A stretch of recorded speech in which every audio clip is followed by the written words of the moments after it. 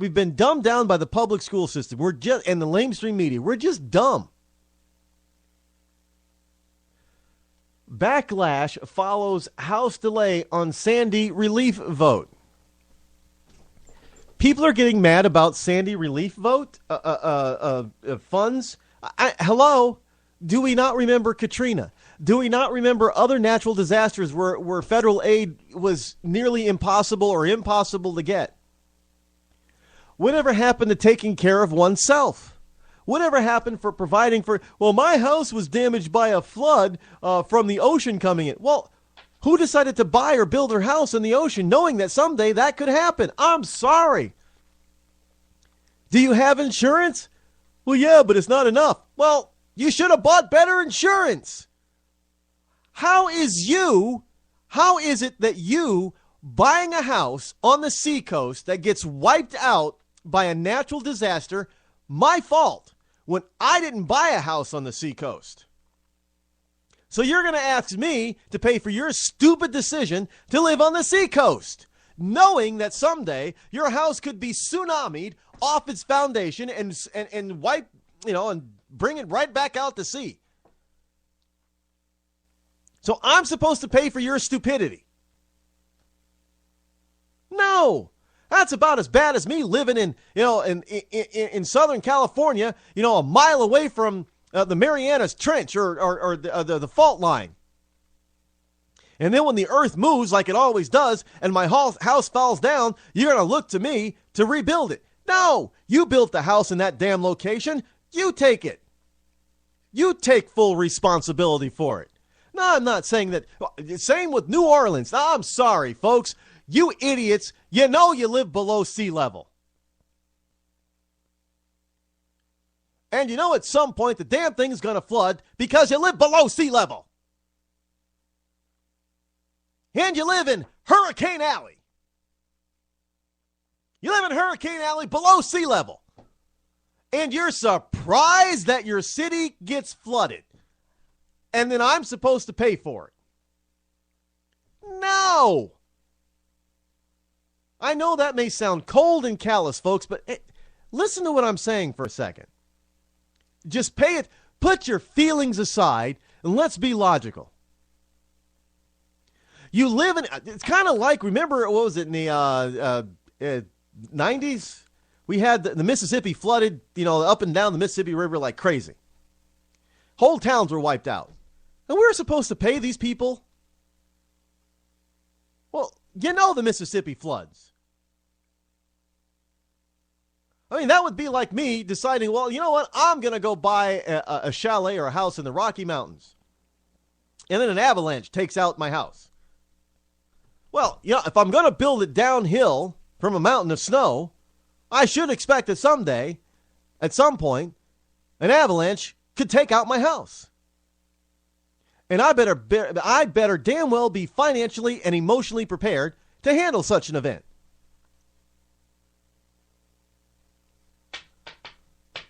I mean, I'm not saying to give out certain types of assistance, food, water, a temporary shelter, that type of stuff. Great. But when it comes to people demanding aid in order to get their house built, are you kidding me? I didn't pay to have your house built there. Why am I paying to have it rebuilt there? And frankly, if our taxes weren't so damn high, the federal government wouldn't even be involved. It'd just be, all you'd have to deal with is your local official. Because your local municipality and your state would be able to handle it. And if they wanted to pay for it, if the state of Louisiana wanted to pay for everybody in New Orleans to get their house built back, fine, that doesn't hurt me. Because I don't live in that state. But I'll be damned if I live safe and sound, high and dry up in the high hills of New Hampshire and watch all these people down below me build their houses and live in places that are totally stupid and asinine, knowing that someday there's going to be a disaster that's going to wipe them out, and then now you're going to crawl up the mountain and ask me to put my hand in my pocket and give you money for you being stupid. But this is what everybody expects now. So after I know that sounds harsh. The truth often does. because the truth is logical. And I know my position now sounds extreme, but you know what? In the long run and in reality, it's not harsh. It is the most compassionate thing I could be saying. Why? Because you can better prepare to help you and your family in just about any kind of disaster. And you can do it better, faster, and cheaper than the government can. Now, if all of you people out there in Hurricane Sandy's wake, if you were all prepared, properly prepared, most of you would be back on your feet by now. Or in the process of getting there. Instead, what are you doing? You're waiting for somebody else. Now, I don't know about you, but I don't want to be beholden to anybody, let alone my government. I want to be in a position to help myself get back on my feet and get back to where I was as fast as possible. Not sit around waiting, twiddling my thumbs and getting mad because they're not moving as fast as I think they should be. I mean, that's crazy. After a late-night decision from House Republicans to delay a vote to provide... I know that sounds harsh. I know some people are going to say, I'm just a mean... no, I'm a very caring person. Very caring. Republicans to delay a vote to provide billions of dollars in relief to states hardest hit by Superstorm Sandy. House Speaker John Boehner on Wednesday attempted to tamp down a backlash, telling colleagues he would bring up one part of the aid package to a vote at the end of the week. Now, New Jersey and New York Republicans said Wednesday afternoon that Boehner promised him he will vote on the $10 billion extension for the government's flood insurance fund, set to run out next week on Friday. Well, what's that going to do? Well, we're going to give out money, tax dollars, to a bunch of people who never probably should have bought where they bought their property because they weren't able to financially handle it. It's kind of like being under, the mortgage mess.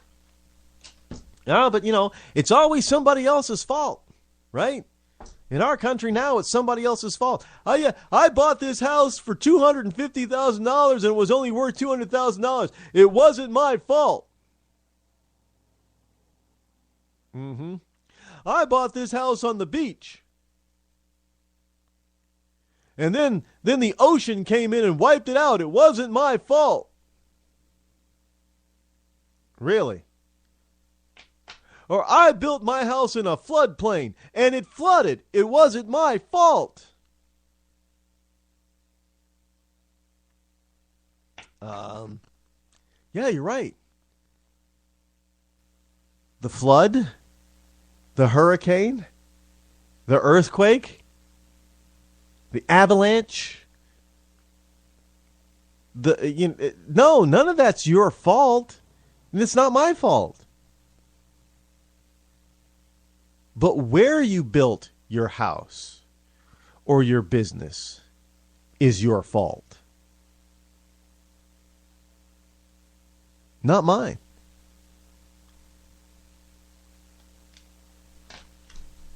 Plain and simple. No, the act of it being destroyed is not necessarily your fault. Absolutely, I agree.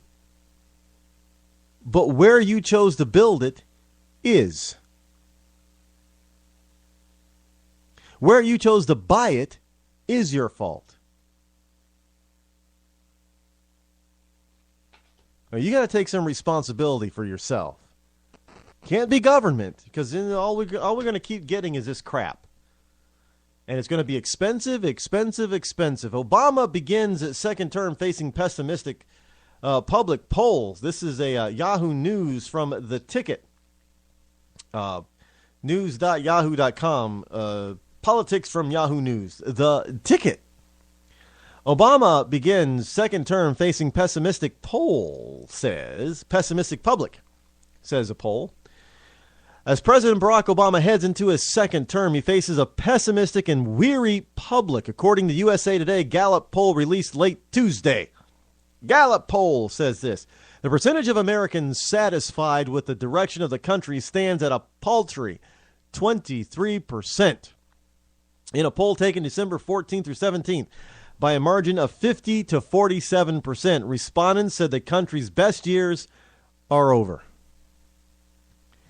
And which, it has some people saying, well, people believe that, and he's 50%. How the hell did he win re-election? I have no answer to that, folks. I know some people are claiming that he stole. I saw something today, speaking of Obama stealing the election, that there was a county in Ohio that had 900,000 voters. And that in this county, for all 900,000 voted, and all 900,000 voted for Obama. Not a single vote was cast for Romney. Now, I don't know if it's true or not, but if that's the case, that doesn't raise any red flag, or if he wins overwhelmingly. But we got all these people saying that they didn't vote. I don't know. I don't know, folks. I'm not going to go on the conspiracy theory point. But if people live in the areas, if they know something, they should come forward with it.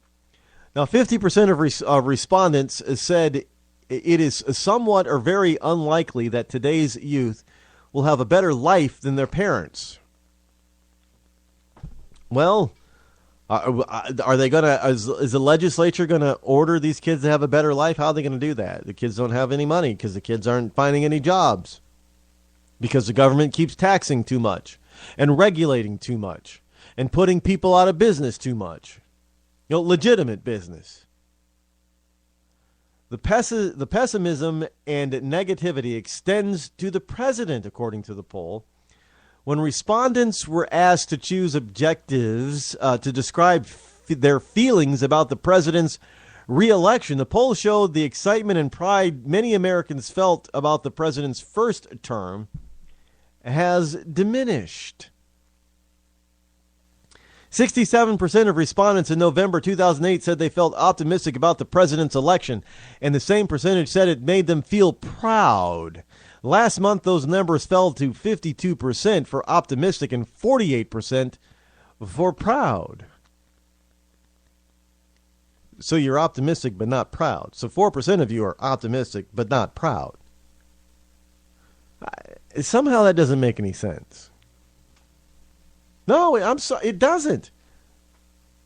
If you're not proud about your country, what are you optimistic about then? I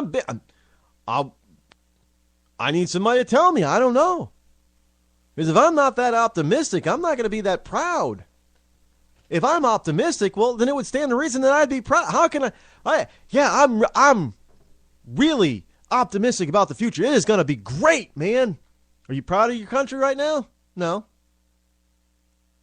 Well, you think you're on the right track. You're optimistic about things getting better. Aren't you proud of that improvement? No. That's what 4% of the people are saying. I guess maybe they don't understand what optimism is. Yeah, I'm optimistic about things going in the right direction, but I'm not. I'm sorry. I guess I missed that part. Well, because there are 4% of the nut jobs out there, I guess that 4% difference is part of the nut jobs. Because, yes, they're optimistic about the future direction of this country with Republicans trying to hold the Obama's feet to the fire. And there are just 4% of the Democratic liberal nut jobs who are not happy and proud about being optimistic about their country. That is the worst thing that could happen to them. Oh, being optimistic? That's terrible, because then we're not going to be able to get more laws passed. Yeah, okay, I get it now. I see how they cannot be proud about being optimistic, because it means they're wrong.